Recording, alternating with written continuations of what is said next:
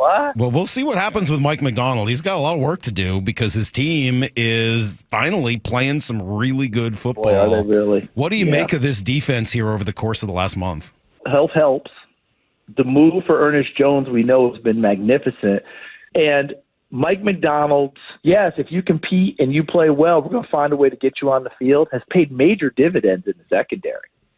Kobe Bryant playing safety, gone from, corner to a dime package to now playing safety. And these guys giving them good play along the way. Leonard Williams, of course, creating rubble up front.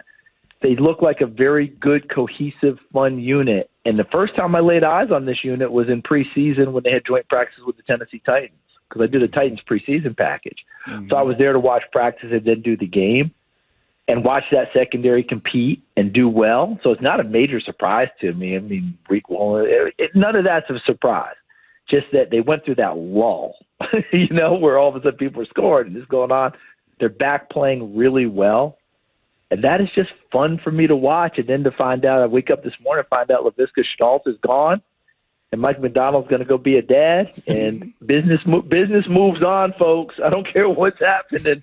And I think that was some of the linebacker conversations they had earlier this year, that Baker and Dotson just were not a fit. They just did not, whether it was talent, size, buy-in, whatever it was. I think they were good guys. I don't think they were locker room cancers, but they just couldn't. Where tackles are made by linebackers is bigger than the tackle number that a linebacker accumulates. That's a great point. The tackles that were made by Baker and Dotson, were they in a spot that they're going to help make a difference on down and distance as opposed to what you're getting out of Jones? Because what I'm getting out of Jones is it's 2nd and 8. Yep. It's not 2nd and 4. That's where I think the difference is and why a Jones is a better linebacker fit for Mike Macdonald than Dotson or Baker, because Dotson's numbers were fine. Mm-hmm. The numbers, how many tackles he had, that's not an issue. Where the tackles are made tends to be an issue in terms of how you're playing good defense or not. It's funny you say that. Is that true? Well, 100%, yeah, and it's funny, like in the last 20 years or so, baseball's gone through this major change, right, where a lot of the old school stats are essentially meaningless. Wins, and for pitchers probably being the biggest among them. Tackles is starting to feel like wins for pitchers. It's just a completely irrelevant stat how many tackles you manage to rack up, and it just doesn't seem to tell the story of what linebackers or safeties are really doing. I think you asked a great question. How in the world did this guy go to 3 different teams? We were just comparing this trade a few minutes ago to the Marshawn Lynch trade here in 2010, right. And maybe he's not Marshawn in terms of his effect, but what he's done, not just for himself, but for the other guys on this defense, they look like a totally different team. Yeah, you can feed off of it. You can play off of it. As you both know, when you get a certain player on a team, you can do those things. Charles Davis will be on the call with Ian Eagle this weekend with these first-place Seahawks. It's always fun to get you guys that get to see the league globally. As you've covered this league and we're coming down the home stretch of the season, how many Devin Witherspoons and Leonard Williams are there out there across the league? Less than everyone knows. Less than everyone knows. And I'm not saying that just because we're having a conversation in Seattle. These guys are playing at such a high level. And what Leonard Williams is doing, he's playing what we used to call, this is going to show my age, Brock. Okay? And so this is going to show my age. This is what we used to call playing the piano as a defensive lineman.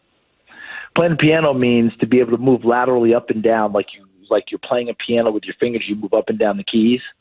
He moves up and down the line. Okay, as you guys know better than I do, right? Comes off the edge, comes inside at tackle, runs over the guard. Oh, center, good luck with that one now. He's going to be in different spots in different places and deal with everyone. It's not just one guy's got to deal with him the entire game. And if you show that you're not the guy to hold up, he'll be over you more than anyone else. And he is doing that more and more and more. With Witherspoon, it's not just the play, it's what he brings with him. And I think they talked a few weeks ago about, can we get back to the Legion of Boom mentality? We may not be the Legion of Boom, but the way that they practiced, the standards that they set, the accountability that they have with each other, we need to get to that. And I think Jaron Reed kind of had that, he'd been around enough and he could kind of tell the guys, this is what it looks like. Witherspoon was a classic, born too late to be a Legion of Boom guy. but should have been a Legion of Boom guy. All right, so that's all the great news, Charles. The defense is playing great. Honestly, they appear to me to be playing at something very close to an elite level, if not elite. Yes. Then we have the offense, and I don't know that I'm going to be able to say quite the same thing. And it all seems to, as always here in Seattle, come back to what's happening on the offensive line. Yep. What's going on here? Yeah, I mean, that's what it does come back to, because the combinations don't work. All right? We've got a guy, so we're sitting right here with Brock, who can tell you as a QB, I would bet that your best years, your offensive linemen are the same guys day in and day out. Like, the continuity that gets built up with an offensive line cannot be overstated. It just can't. People think it can because guys will plug in and they'll play fine for a game or so. But overall, if you somehow are able to line up with the same people 95% of the time, things are way better for everyone. This guy's in and out of the lineup. This guy just hurt an ankle. We're on our third right guard. We're on our fourth right tackle. That's tough. I don't care who it is. I don't care how much coaching you do. I don't care how many mental reps you have. I know the practice squad helps now because it's really part of the squad, but it's not the same when you get down to 2, 3, 4. I remember reading a book when I was a kid about a high school coach in Kansas, and he used to say all the time, I love when coaches tell me all the time, my team's so deep that, my backups are as good as my starters. And I said to him one time, if that's the case, how come your backups never start? Which is true, right? Yep. They're not as good. When they come into the game, there's the reason they weren't out there from the first place. There's a reason. Now you got to see how they work their way through it. I really think there's a lot to that for them, and that's something they have to work through. Now, the beauty is getting Abe Lucas back. That's a guy who's supposed to have been a starter. It's not a guy that you plugged in. Kansas City, I'm going to use them again because it's kind of fitting, right? You're getting a true starter back who's getting going, and you'll have him down the stretch. I'm going to guess Buffalo, Detroit, Philly, Pitt, Green Bay, Minnesota, these teams that have all won 8, 9, 10, 11 games. Yep. I'm going to guess continuity up front is real with all those teams. Yeah, I mean, off the top of the team that you named, Brock, the only one I can think of right away was Christian Darrisaw getting hurt in Minnesota. Right. Their left tackle. Right. I'm not saying there haven't been others because I'm not that fast.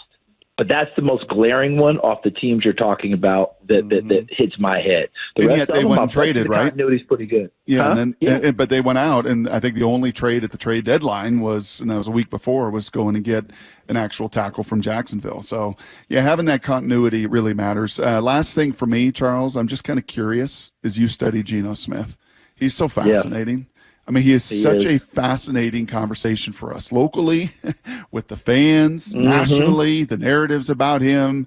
I'm just, I don't want to in any way bias the question. So just your thoughts on his season here in 2024. I just make it real simple because I've always been a big Geno Smith fan because I got to know him a little bit when he was in college. Look, I'm not going to sit here and say we're best friends. I bet he doesn't have my email. I don't have his. None of that.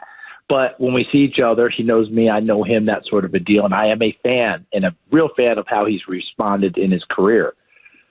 But I think that he would say the same thing, and I guess I'll find out, won't I?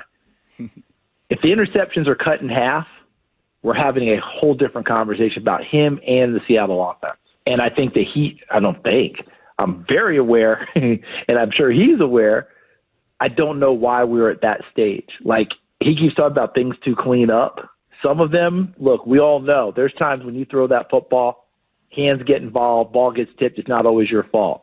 Ball goes off the hands of your receiver, not always your fault. It usually evens out because the receiver makes a catch you don't expect somewhere along the way, that sort of a deal. Mm-hmm. But like that last one that he threw against Arizona, Eesh. That's not what you have to. And here's the beauty is he's got a head coach that believes in him, thank goodness. Because if he takes care of that down the stretch, which he is capable of doing, more than capable, you're really going to be a tough out going from here forward. I mean, this game in Arizona, we are so pumped about it. This is going to be a fun one for us. And one last thing about Geno. He told me in college, I asked him about his non-running in college. Remember, Geno wasn't a runner at all in West Virginia. He said, I'm capable. He said, but I prefer to beat you from the pocket with my mind and my arm. Lately in his career, he's added the running part to it as well, and it's only helped him and his offense, hasn't it? Yeah, I mean, a quarterback that can't run in 2024 feels like not really a quarterback anymore. I mean, just not really an option. I'm really proud of him, though, in terms of he didn't go with, this is what I've done my whole career, and that's what I'm staying with. He jumped it up. And, boy, that run just beat San Francisco. He's had runs along the way that you guys have seen that have picked up key first downs. Those are things he didn't do at West Virginia, and he wasn't doing early in his NFL career. But he has added that to his game. That's what the good players do. That's what the great players do. You find ways to add to your game. And I think Geno has done that. Really odd thing to add to your game in your mid-30s. It's not something. Right? Usually, it's something people have to adapt to the other way. He's like, I'm in my mid-30s. I think I'm finally going to use some of this speed now. He had fresh legs. He watched for a lot of years. Brock. Yeah, he had fresh legs. Well, this is fun.